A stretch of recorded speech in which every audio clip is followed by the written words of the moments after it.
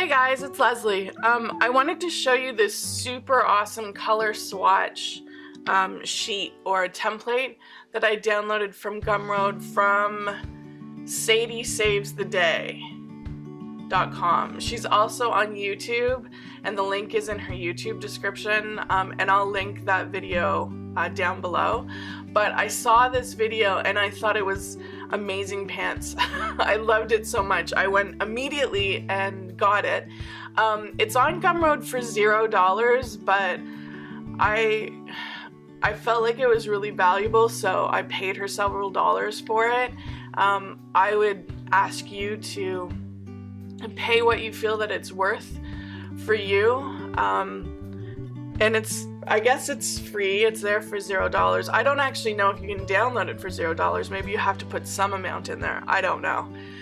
But yeah, please consider paying the artist what you think it's worth, because obviously there's a lot of time and effort that went into this. So what happens is you download this as a PDF. You can print it straight off from Adobe as a PDF. I printed this onto watercolor paper, okay? And I think that is a critical part of the whole process, is print it onto paper that you're actually going to be painting onto on a regular basis, or else the color swatch is not going to behave the way you expect it would on the paper. And I'm just, for my own sake, this is fluid hot press paper, because I would like to try this on a variety of different papers, because this is really, I'm really thrilled about this. So Sadie, thanks for putting this together. I really am happy about it. Okay, so what you have here, and it's pretty small. Like, I've enlarged this, like, look at my giant hand. It's pretty small, but there is a spot for the pigment number on your tube. We all know that I'll link the video to pigment numbers. It's on the back of your tube. This is Azo Yellow, so then there's a color name. There's a permanency rating here, and that depends on permanency. I'm gonna assume meant light fast, and the light fastness on this is a category 1. Okay, now you could go ahead, actually, Sadie explains how to fill all this out, including what it means in staining and opacity and how to fill these out properly. And not all of these symbols are available on all manufacturers. I'm pretty sure that this is a method that Winsor & Newton uses. Yep. For opacity, but not for staining.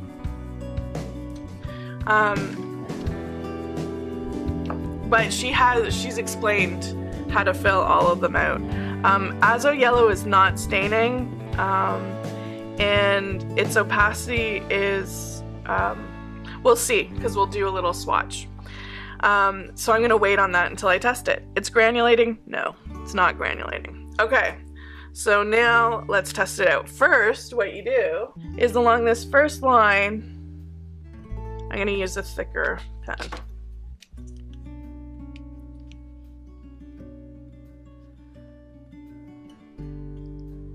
You make a marker.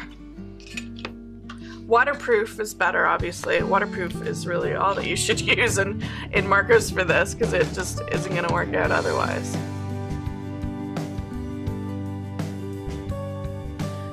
Okay, so you fill this in. Now, I put a little bit too much water. You kind of don't want so much water that it bubbles. Okay. You don't want to create a curving effect like this. Oh, Jesus, really? Was that not in the frame? Sorry about that. I'll do another one here. So dispersion, you fill this all in with water. And then for dispersion, you just drop the paint in here, and then you can see how far it's going to move on its own. And mass tone is what the paint looks like with very little water mixed in. There's mass tone and undertone. So mass tone would be like this up here. An undertone is what it looks like when it's thinned. Okay, this just gives you a good swatch of what the concentrated color looks like. And then on the bottom there's a spot for manufacturer's name. Okay. Now we're going to come back to this when it dries. Okay, but in the meantime I'm going to show you another one that you can actually see this time. Quin Magenta's pigment name is PR122. I love this swatch because it gives me spots for all the pertinent information.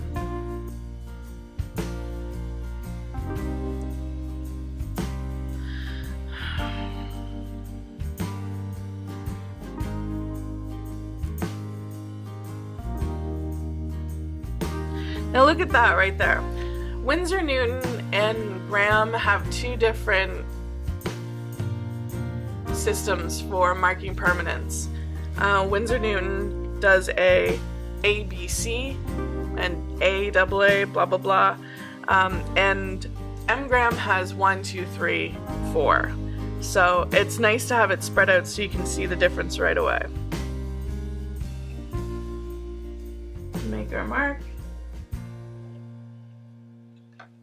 Granulating now.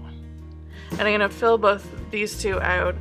It's not opaque, neither of them opaque, so this is going to stay the way it is. The only thing is staining, whether I'm going to mark it. Okay, so I'm going to fill the whole box with water.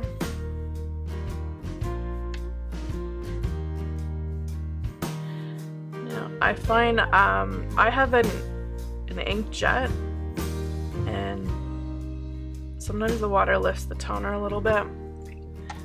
I'd like to figure out how to get these, like have these professionally copied well onto watercolor paper so it doesn't lift, but so far I'm not sure how to do that.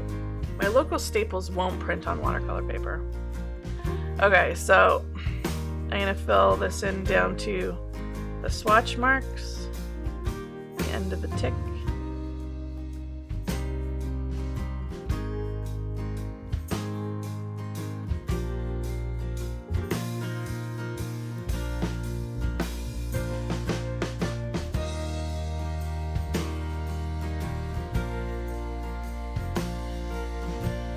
This is our dispersion, so fill that with water and then give a little dollop on the edge. This is actually really smart to do, so then you can see how quickly it disperses and look at the difference. That's really sticking right up there. It's so interesting. Okay, and then mass tone, which is the color of the paint with very little water added.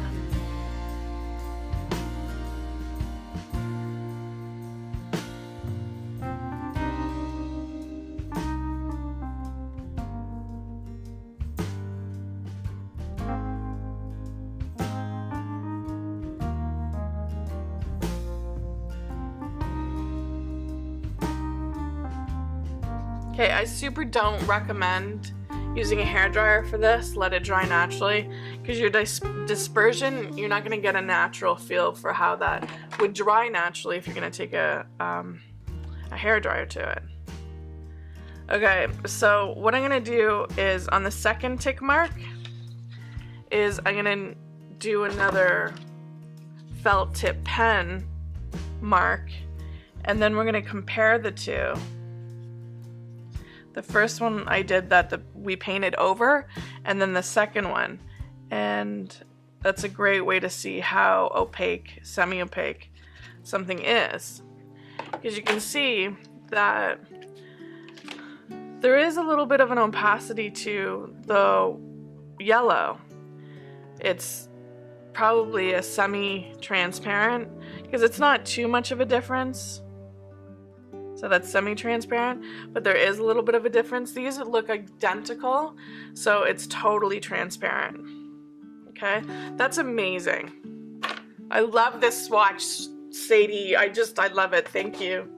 Okay, and then this part, you have a lift test right in here. This second set of tick marks on the bottom. You take your, I use a nylon brush because it's a little bit stiffer, and you wipe it over and dab. So you scrub with a nylon brush and dab, and you'll probably have to do this a few times to see how well it's gonna lift. I'm gonna turn this a bit. It's gonna be easier for me.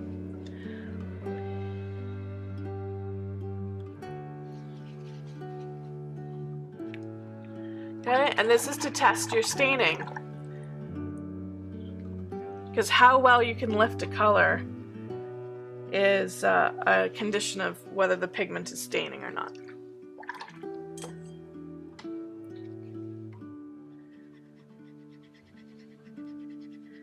Phthalos are traditionally hard to lift. See, the quin came off. Oops, the quin came off very, very easily. You can also test your paper too. A paper that doesn't lift well is not a good paper, and I've seen better lifting qualities. Okay, so this azo is actually a little bit staining too, because it's not lifting all the way up. So it's not totally staining, half staining. Okay, and then the magenta isn't staining at all. So there you go. Look at all that information on a tiny, small swatch. Because look at this, I'm gonna pull back. Okay, it's tiny, and there's 14 available on one, so you can get a full 12 color palette on one swatch. This thing is awesome. I love it so much. Thanks, Sadie. Check it out. Check out Sadie Saves the Day. She's got this available. The link is in the video description on her channel. Okay, go subscribe to her videos, please. They're very different from mine. She has great information, but she actually produces her videos very well. They've got beautiful music, they're beautifully edited. It's very scripted and very clear and clean and beautifully well done. They're very well produced. Not like mine, where I'm like, I don't have a ruler and, you know, I don't know what I'm saying half the time. Haha, that's not true. I know what I'm saying. Sometimes. See, I just go off like an idiot. So check her out. Please subscribe. She's got great information, and she does beautiful botanicals and beautiful watercolors. Okay, so thanks, Sadie. Check you guys later. Bye. Bye.